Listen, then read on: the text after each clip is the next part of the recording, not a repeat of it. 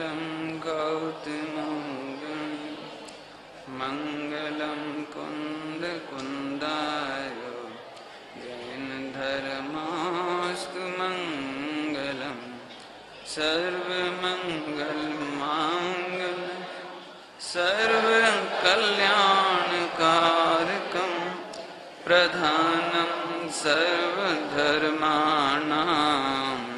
जैनं जयतु शासनं जैनं जयतु शासनं।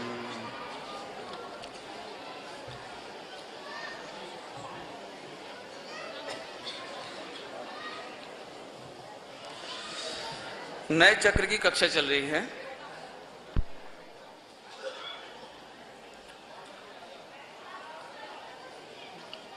नयों से क्या जानना चाहिए? नयातीत आत्मा जानना चाहिए। हम हर नए में से वो नयातीत आत्मा कैसे जाने, इस स्टाइल से अपनी कक्षा चल रही है।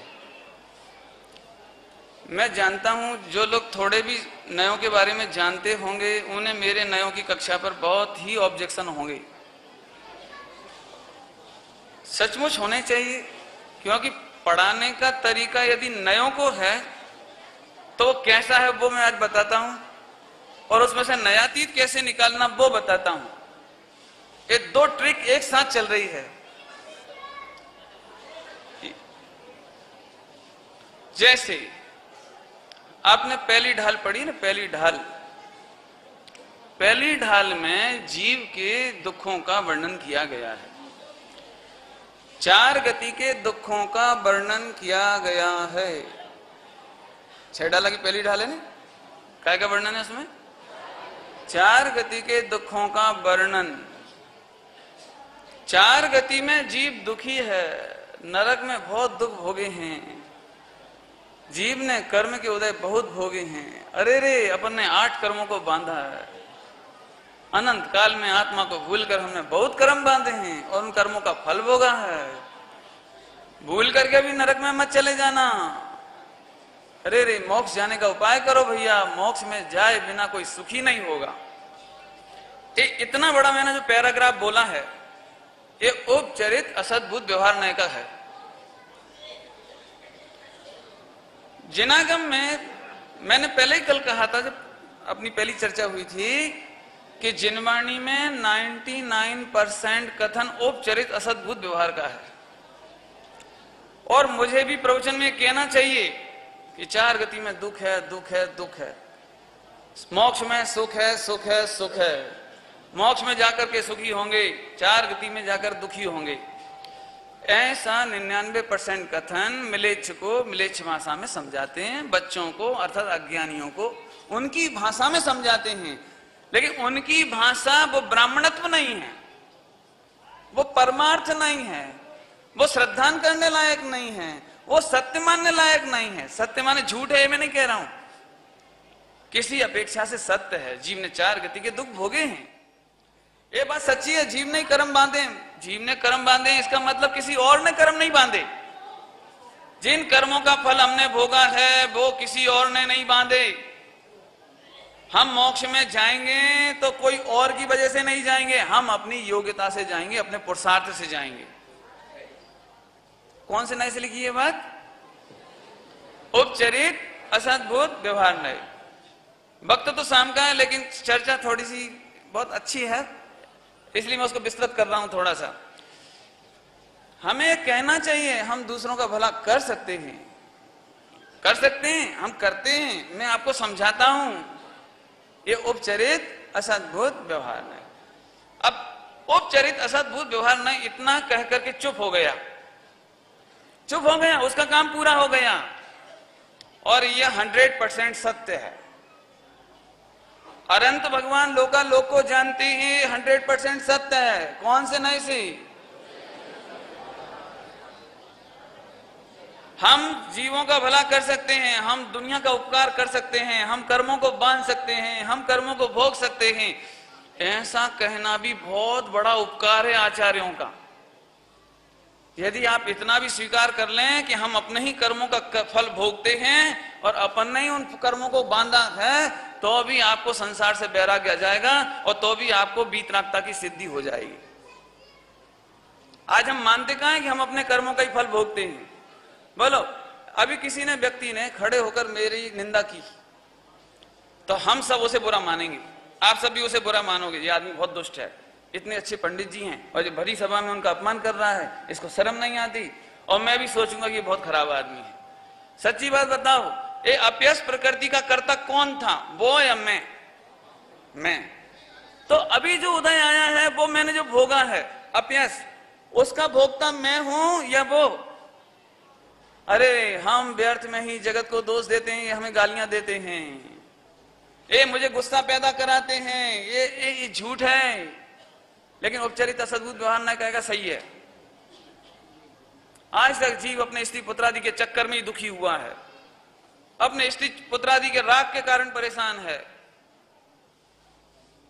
यदि ये 5 इंद्रिय के विषय भोग में जीव नहीं अटके तो इसका मोक्ष हो जाता, लिखा है ऐसा। 5 इंद्रिय के विषय भोग छोड़ दो तो सुखी हो जाओगे, एक बार निवृत्ति ले लो तो सुखी हो जाओगे। मैं उपचरित असद्भुत व्यवहार से कह रहा हूं, और ऐसा उपदेश प्राय हर वक्ता देता है। देखो भैया, बहुत कमा लिया, अब तो छोड़ो, सोनगढ़ आओ, देवलाली आओ और अलीगढ़ आओ, और अब नए नए हैं तो आत्मार्थी ट्रस्ट आओ। भैया निवृत्ति लेके अपना अपना फ्लैट बनाओ, बंगला बनाओ, वहीं रहो और आराम से आत्म साधन करो। ये सारे उपदेश उपचरित असद्भुत व्यवहार नए के हैं। और हम में से जो लोग भाग्य के उदय से, पुण्य के उदय से निवृत्ति निकाल करके देवलाली आ गए, सोनगढ़ आ गए, वे समझ रहे हैं कि अब हमने 50% काम तो पूरा कर लिया, बहुत बड़ा पुरुषार्थ हो गया, इतनी निवृत्ति लेना आसान है, सब छोड़कर हम आ गए। कितनी निवृत्ति ली हमने, बोलो? तो अब हम उसे कहते हैं, अब हम कहते हैं दूसरे एंगल से, भैया ये तो उपचरित है, इससे 1% भी काम नहीं हुआ। ए लो, निवृत्ति दिलवाना थी तो 100% कह रहे थे, और निवृत्ति ले ली तो भैया अभी कुछ नहीं हुआ। द्रवलिंगी मुनि दीक्षा लेना भी इसी नय से है, वस्त्रों का त्याग करना भी इसी नय से है, उपचरित असद्भुत व्यवहार नहीं। जब अनंत बार तुम दिगंबर मुनि तक हो गए तब तुम्हारा कल्याण नहीं हुआ, तो देवलाली और सोनगढ़ आ जाने माते से कल्याण नहीं होगा। अब ये बात भी गुरुदेव श्री ने सिखाई, छुड़वाया भी नहीं, छुड़वाया होता तो इतने लोग आते कैसे, आते कैसे, बोलो? बार बार प्रवचनों में आपने सुना होगा, धन्य है पवित्र जीव आए हैं, बहुत बढ़िया जीव हैं, अपना व्यापार धंधा छोड़कर आए हैं, घर बंगला छोड़कर आए हैं, टेलीविजन और पिक्चर छोड़ के आए हैं। तो छोड़ के नहीं आए, आए हैं कौन से नए से? तो बहुत बड़ा पुरुषार्थ हो गया ना। कि अब देखो, पुरुषार्थ मानोगे तो उपचरित है वो, असद्भुत है वो, उससे 0%, उससे कोई बहुत बड़ा पुरुषार्थ नहीं हो गया। ये तो पुण्य के उदय में इतना हो गया।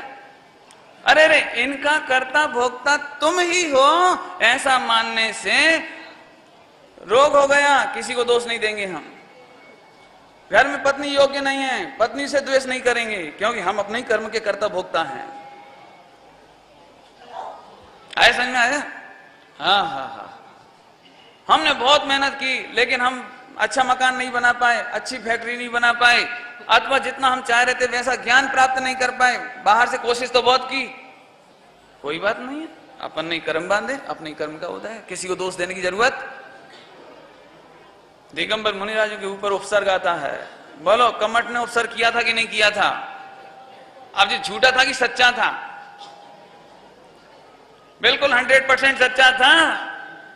पारसनाथ मुनिराज विराजमान थे, वो पत्थर पटके जा रहे थे, सही नहीं पटके जा रहे थे, 7 दिन तक पटके गए, तो वो सच्चा था। इतना सच्चा था वो। ये नए कौन सा नए? लेकिन उपचरित असद्भुत व्यवहार नए से नया तीत आत्मा को जान रहे थे। वो कौन? पारसनाथ भगवान। वे जान रहे थे कि उपसर्ग का कर्ता ये नहीं है, कमठ उपसर्ग का कर्ता नहीं है।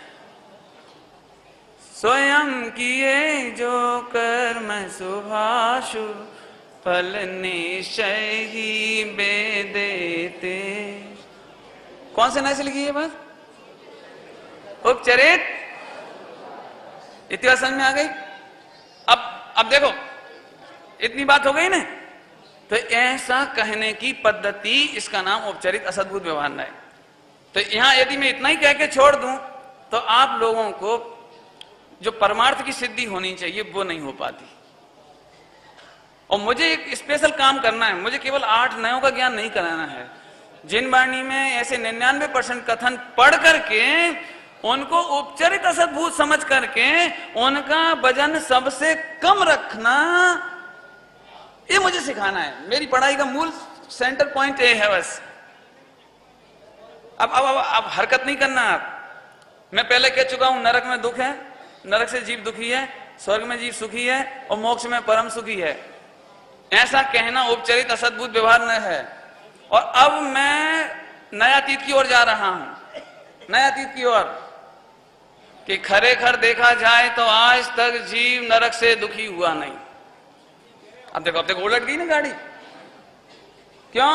हमने उपचार से ही तो कहा था कि नरक में दुख है, हमने उपचार से ही कहा था स्वर्ग में सुख है, और उपचार से ही कहा था मोक्ष में सुख है। अब देखो भैया, नए लोग बैठे हो तो कसम खाओ कि उठोगे नहीं। बिल्कुल। अब देखो, कमर कस के बैठना पड़ेगा। जो पॉइंट में चला रहा हूं वो बहुत खतरनाक है, मैं खुद ही जानता हूं बहुत खतरनाक है।